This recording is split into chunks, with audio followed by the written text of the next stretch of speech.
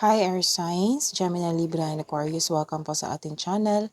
At ito ang inyong daily gabay tarot reading for August 26, 2023. Please be reminded that this is general reading po, so maaari kayong makarelate o hindi. Just take what resonates. Gamitin ang reading na ito bilang gabay lamang. Balik po kayo dito bukas para sa ating daily gabay tarot reading for August 27, 2023. Please like, subscribe, and click bell button para updated po kayo sa daily tarot reading natin. Maraming salamat po. Spirit guides, ano po ang energy today ni Air Signs, Gemini, Libra, and Aquarius? Ngayong August 26, 2023.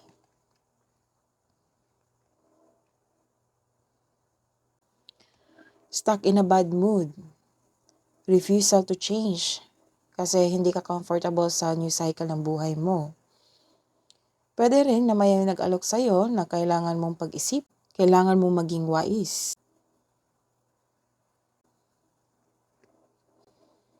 May parating na paghahatol o may pagbumunyag at may magsusorry sa iyo. This is also means accept and release your past so you are able to enjoy the next phase of life. This card tells you na answering the call to action creates new opportunity. Ano po ang advice o mensahe nyo kay Air Signs, Gemini, Libra, and Aquarius?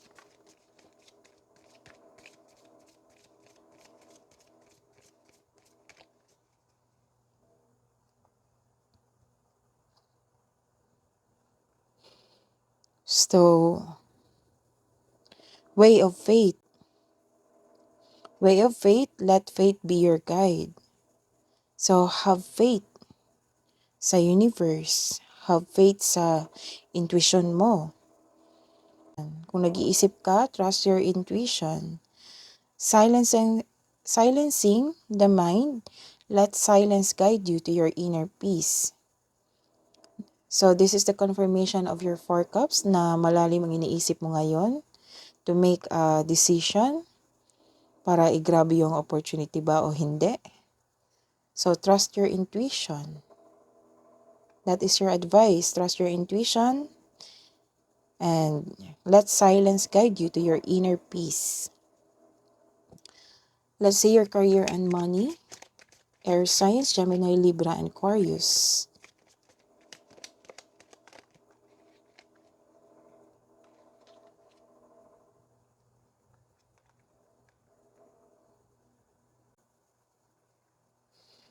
Nagkaroon ka ng hopelessness sa buhay kaperahan.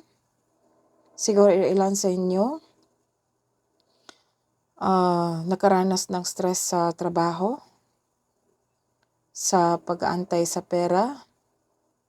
Worried at stress ka ngayon sa iyong trabaho, sa iyong negosyo.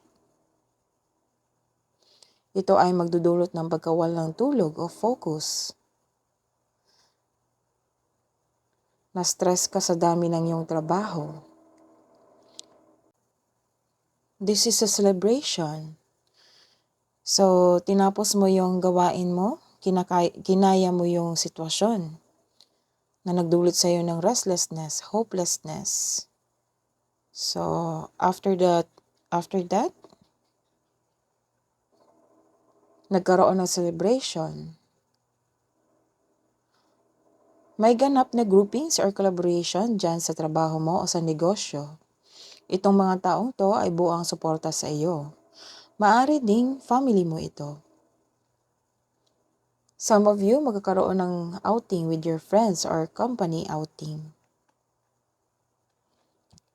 Let's see your romance, love and romance ni Gemini, Libra, and Aquarius ngayong August 26, 2023.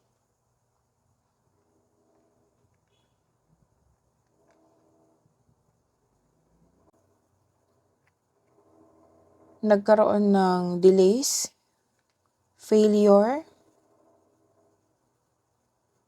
or returning again to the same situation. Nagkaroon ng delay na matagal mong inaantay. Siguro pa uwi na yung partner, nagkaroon ng delay sa schedule niya sa pag-uwi. Or nagkaroon ng delay sa inyong date. dahil sa pagkakaroon ng maraming gawain. Ilan din sa inyo uncomfortable sa changes dahil sa busy kayo, both sa inyong partner, or you are moving from a painful cycle to happiness.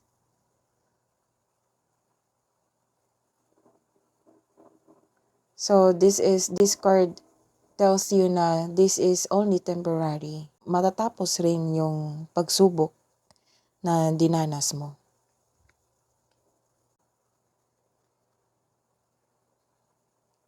So this is the confirmation na you are experiencing sudden change. Ilan sa inyo maharanas ng sekreto na may sekreto na parating, which may be shocking.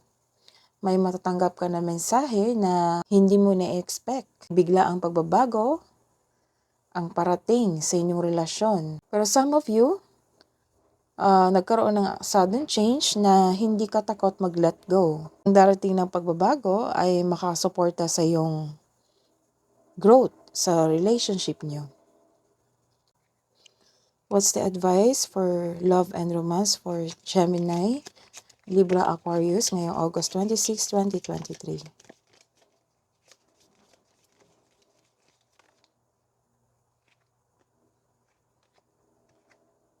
Don't make decisions based on guilt or what you think.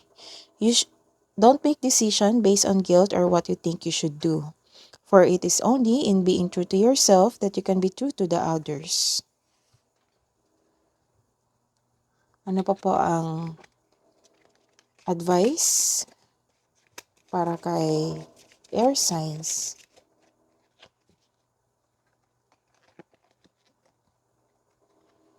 Confidence is your key to success.